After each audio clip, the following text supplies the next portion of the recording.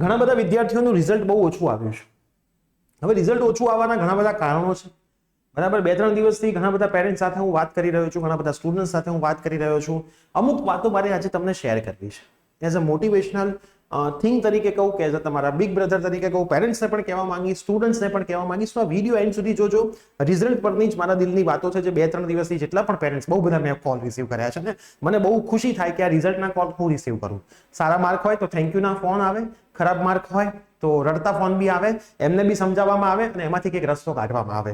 તો દરેકે દરેક સ્ટુડન્ટ્સ અને પેરેન્ટ્સ સાથે વાત કરી છે અને બધાના ડાઉટ સોલ્વ કરવાનો પ્રયત્ન કર્યો છે ઓછા સમયગાળામાં. તો આજે આ વિડીયો તમને ડેડિકેટ કરવો છે. તો વિડીયો એન્ડ સુધી જોજો. ચેનલ પર નવા હોય તો જરૂરથી સબસ્ક્રાઇબ કરીને બેલ નોટિફિકેશન પ્રેસ કરજો. એસીપીસી આખી એડમિશન પ્રોસેસ આપણે ફ્રી ઓફ કોસ્ટ સમજાવવાના છીએ.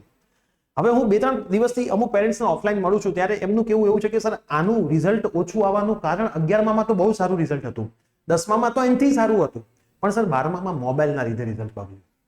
બરાબર, મોબાઈલ જે તમે મોબાઈલ હાર્યો, મોબાઈલ આ મોબાઈલ આ નાનકડો એક મોબાઈલ, આના લીધે રિઝલ્ટ બગડ્યું. અને સ્ટુડન્ટ ઘણા બધા પેરેન્ટ્સ જોતા હશે, તમારા સન અને ડોટરે તમને એવું કીધું હશે કે તારે તો રિઝલ્ટથી મતલબ છે ને, રિઝલ્ટ આવે એટલે જોઈ લેજે.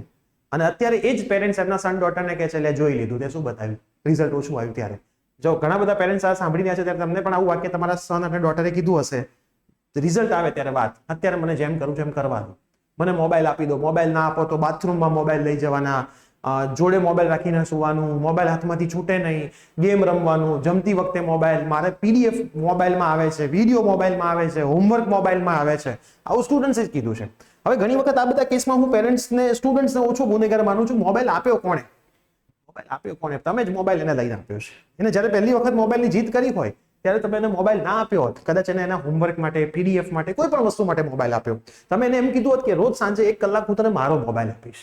તમે એના ટ્યુશનના સ્કૂલના ટીચરને વાત કરી હોત કે સર ચલો પીડીએફ તમે મોકલો છો, પણ કેટલા કલાક મોબાઈલની જરૂર પડે? 1 કલાક. ઓકે, તો ટીચર કે હા, તો અમે મોબાઈલને 1 કલાક આપીશું. પછી તમે મોબાઈલ લઈ લીધો હોત. આવા જવા માટે તમે એને સાદો મોબાઈલ આપ્યો હોત. તમે જો આવી ટેવ પડાવી હોત તો એને ટચ સ્ક્રીનની ટેવ ના પડી હોત, એને ગેમિંગની ટેવ ના પડી હોત, એને આડી અવડી લત ના લાગી હોત. હવે તમે જેમ કહો છો કે એનાથી મોબાઈલ છૂટતો નથી, અમારું માનતો નથી, માને શું કામ નહીં? હવે જ્યારે 11-12માં હતા, કોલેજમાં હતા, સાદા મોબાઈલ પણ નહોતા, એટલે અમે આટલું સારું ભણી શક્યા. તમે જે પેરેન્ટ્સ આ વિડીયો જોઈ રહ્યા છો એ પણ એટલે સારું ભણી શક્યા છો કે બધું નહોતું. તો ટેકનોલોજીનો ઉપયોગ થવાની જગ્યાએ દુરુપયોગ વધી ગયો છે. હવે છોડાવવા માટે પેરેન્ટ્સે સ્ટ્રિક્ટ થવું પડશે. કદાચ 5 દિવસ તમારું સન ડોટર નહીં પણ ખાય, તમને ધમકીઓ આપશે, રૂમ બંધ કરીને બેસી જશે, કોઈ ફરક નથી પડતો. કોઈ ફરક, કેમ કે સ્ટુડન્ટ જ્યારે અમુક વસ્તુ સમજતા નથી ત્યારે સ્ટ્રિક્ટ થઈને પણ સમજાવવું પડે છે.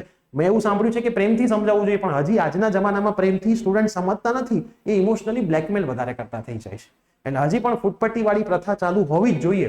2 ફૂટપટ્ટી પડે ત્યારે છોકરો હંમેશા સીધો થાય, 2 લાફા પડે ને તોય સીધા થાય. ઘણા બધા ટીચર્સ એવું કહેતા હશે કે હવે મારાથી ના થાય, પણ હવે પ્રેમથી સમજાવવામાં સ્ટુડન્ટ્સ એને ઇમોશનલી બ્લેકમેલમાં લઈને દર વખતે આપણને ઇમોશનલ બ્લેકમેલ કરે છે, જે હવે ના થવું જોઈએ. બીજી વાત હું સ્ટુડન્ટ્સને કહેવા માંગીશ કે હવે તમને જુસ્સો આવી ગયો છે. ઘણા બધા સ્ટુડન્ટ સાથે ફોન પર વાત કરું, 40 માર્ક આવ્યા હોય, 40%, સર હું જૂન જુલાઈની એક્ઝામમાં જોરદાર મહેનત કરી 90% માર્ક લાવવા છે, તમે કહેશો એ બધું હું કરીશ. એટલે આવું તો તે 1 વર્ષ પહેલા તારા બીજા ટીચરને કીધું હતું. બરાબર, આ જુસ્સો મને ખબર છે, રિઝલ્ટ ખરાબ આવવાનો જુસ્સો છે, બધાને આવ્યા જુસ્સો. બરાબર ને, 2 દિવસ જુસ્સો રહે, બીજા ત્રીજા દિવસે જુસ્સો ઉતરી જાય કે ભાઈ 40 આવે, 50 આવે તો સારું છે. બરાબર, એટલે આપણે થોડુંક કહેવાય ને વર્ચ્યુઅલ ગોલ્સ રાખવા જરૂરી છે. તમારે 40 આવે છે તો તમે 60નો ગોલ રાખો, 70નો ગોલ રાખો, હું 90 લાવી દઈશ. હવામાં વાતો નહીં. હા, તમે 100% 90ની મહેનત કરો, આવી જાય છે તો વેલ એન્ડ ગુડ, પણ ખાલી વાતો ફરીથી ના કરો જેથી તમારા પેરેન્ટ્સ તમને ત્યાં પકડી પાડે કે ભાઈ તું તો પાછું કહેતો તો 90 માર્કનું, આયા તારા કેટલા. તો હું સ્ટુડન્ટ્સને બી કહીશ કે આ તમારે અત્યારે અંદરનું આગ લાગેલી છે એટલે તમે આ બધું બોલી રહ્યા છો. સમજી વિચારીને અમુક વર્ડ્સ તમારે બોલવા જોઈએ અને મહેનત કરવી પડે. 1.5 મહિનામાં 90-80% લાવવા હોય ને એટલે જોરદાર વાળી મહેનત કરવી પડે. 6 કલાક ઊંઘવાનું, બાકીના બધા 18 કલાક તમારે વાંચવાની તાકાત હોય તો મહેનત થાય, બાકી કશું ના થાય. આખા વર્ષમાં ના થઈ શકે, અત્યારે ના થાય.